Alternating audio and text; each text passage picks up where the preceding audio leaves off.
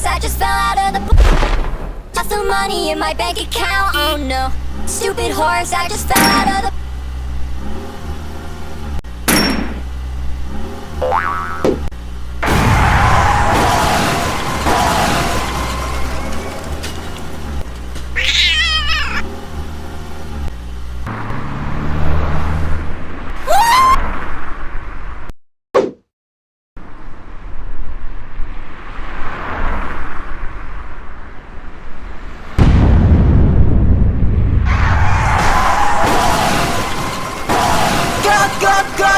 go so fast now, go so fast now.